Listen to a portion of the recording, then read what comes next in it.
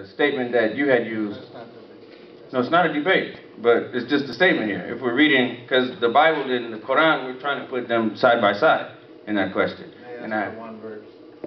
One verse. Yeah, they wanted one verse, I gave them one verse. Exactly. But the verse was to imply that Jesus was claiming to be God. Yeah. That was what the verse was for. And so that's why I'm expressing how context is very important. In the Bible, you can do that, maybe switch meanings and things like that, because it's a book of stories. And so some of them are revelation, but some of them are stories and parables and things like this that you have to analyze. The Quran came through revelation that gave you stories that fit actual historical situations. So these aren't made up fabrications that are made just to tell a story. So that's why there's a difference. And the context is very important. When you keep it in the context, you can have an accurate understanding of it. That's why you can't look at it, I'm not sure the word, it started with an M, metaphor. Yeah, is there a metaphorical truth? Right. So you can't really just do that with the story. And that's why I was addressing your point. I'm sorry, but I have to when we clear it up. If you read that, it started from John 14, the first one you made. And when he said that I am the way, the truth, and the light. And he was making a statement talking about, in my Father's house there are many rooms. And then they thought, when he said he was going there, they thought he was talking about a geographic journey. And he was explaining to them that it is a spiritual journey. And they said, well, how do we get there? So he said, I am the way, the truth, and the light. Now, he didn't say that he was the destination. He said that he is the way to God, as in he is the example to God. And the second quote you use is in John 1, or me and my Father are one, was from John 10, verse 30.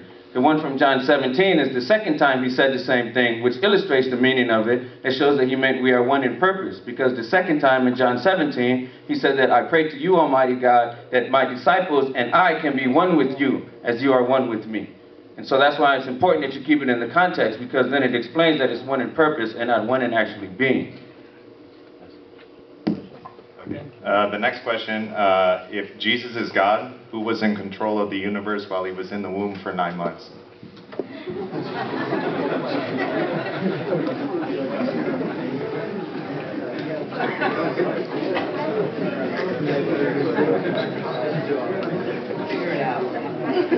God was at work and is at work constantly. He's holding life together, building up life.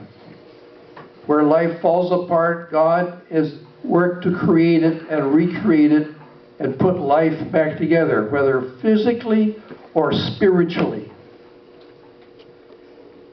We understand that Jesus helps us to understand that God is putting our lives together spiritually, and that we are not condemned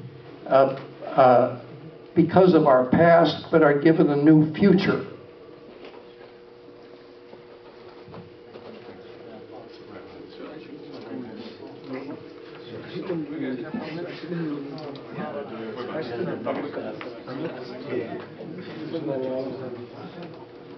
Well, we just have about 2 minutes, and the last thing we wanted to do this evening was get any feedback from you in terms of next steps.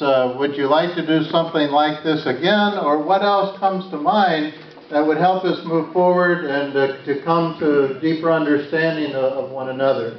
Yes, over here. I think this should continue. Okay. This is the first step, and you guys are making huge progress. You mean we haven't answered everyone's questions yet?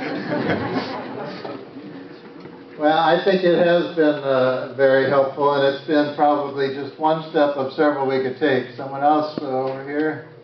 No? I was thinking I'd like to come together again and have more of a frame of mind of understanding each other instead of trying to prove each other right or wrong. Yeah, totally. That's good. I agree.